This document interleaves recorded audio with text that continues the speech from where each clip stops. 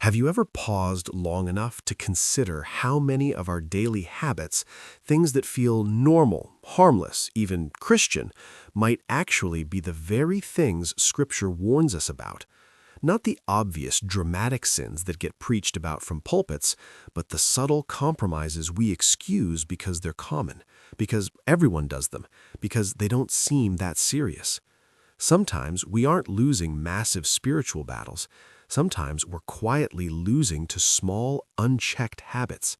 The little things we never questioned, the attitudes we justified, the patterns we baptized with spiritual language. Yet these small compromises slowly dull our discernment, weaken our spiritual sensitivity, and distance our hearts from God without us even noticing. There are everyday behaviors Scripture clearly calls sin, habits many believers have grown completely comfortable with. They look innocent, they feel culturally acceptable, but over time they erode integrity, disrupt intimacy with God, and reshape our character in ways we never intended.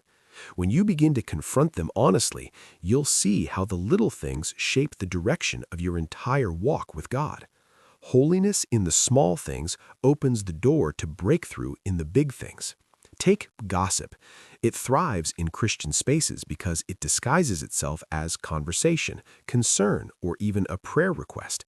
But gossip is simply speaking about someone in a way that does not honor them or God. Scripture tells us that a gossip separates close friends. It spreads division, suspicion, and quiet destruction. We repeat stories we didn't witness. We share details that weren't ours to share. We entertain rumors because it feels casual. Yet spiritually, gossip feeds pride, judgment, and broken trust. Before you speak, pause. Would you say it if the person were present? Are you helping or subtly harming? When someone brings gossip to you, gently redirect it. Choose prayer over participation, silence over speculation. When you refuse to engage in gossip, you become a safe place, someone God can trust with influence and responsibility. Then there's complaining. It's so woven into daily conversation that we barely recognize it. We vent about work, traffic, money, family, inconvenience, but Scripture commands us to do everything without grumbling. Complaining does more than express frustration. It subtly accuses God of not being good enough. It shifts your heart from gratitude to entitlement. It blinds you to blessings and fuels anxiety. Gratitude, on the other hand, realigns your spirit. Start your day naming blessings out loud. When you feel negativity rising, interrupt it with thanksgiving. Gratitude doesn't deny difficulty, it reframes it. A thankful heart carries peace, clarity, and quiet strength. Where gratitude grows, discouragement loses ground.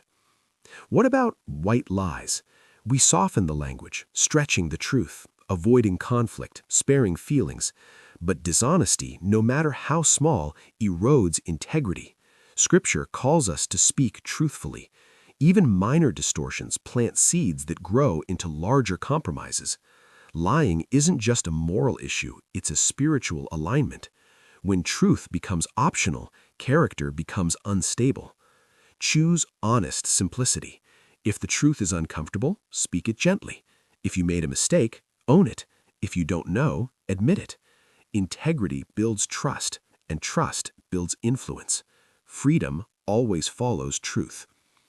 Envy and comparison are equally subtle. In a world saturated with curated images and highlight reels, comparison feels natural, but spiritually it's corrosive. Envy doesn't just want what others have, it resents their blessings. It questions God's fairness. It steals joy and distorts identity. When comparison creeps in, bless the person you're tempted to envy. Pray for their success. Then thank God for your own journey, even if it's still unfolding. Limit whatever fuels insecurity. Your story is not behind. It's being written intentionally. You don't need someone else's portion. You need faithfulness in your own. Holding on to offense is another hidden trap. In a culture quick to take offense, bitterness grows quietly. We replay conversations, we assume motives, we build emotional walls and call it wisdom. But bitterness poisons the heart. Avoidance is not healing. Forgiveness doesn't excuse wrongdoing, it releases you from carrying its weight. You may not feel ready, but obedience often precedes emotion. When you choose to forgive, even imperfectly, your heart begins to heal.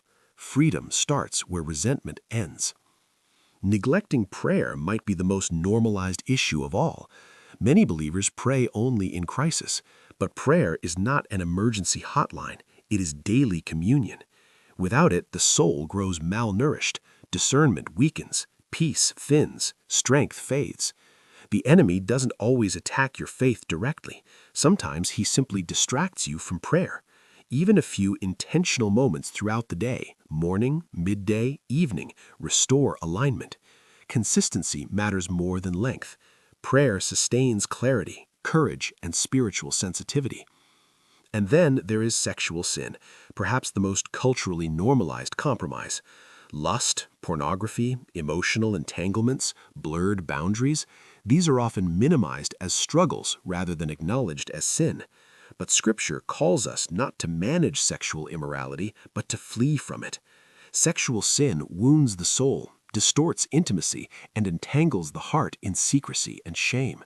What culture celebrates, God still calls destructive. Freedom requires intentional boundaries. Guard what you watch. Avoid environments that weaken resolve.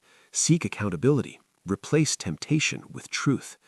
Purity isn't about restriction. It's about protecting intimacy with God and preserving clarity of soul. Individually, these habits may seem small. Gossip, complaining, dishonesty, comparison, offense, prayerlessness, sexual compromise. But together they shape the condition of your heart. They influence how clearly you hear God, how boldly you live, and how deeply you experience His presence. Obedience in the ordinary transforms the extraordinary. Holiness begins with awareness. Transformation begins with surrender. God does not reveal sin to shame you, He reveals it to free you. When you invite Him to search your heart, He leads you not into condemnation, but into restoration. You are not beyond change. You are not stuck. As you surrender these hidden habits, God strengthens your spirit, reshapes your character, and draws you into a life marked by integrity, intimacy, and lasting freedom.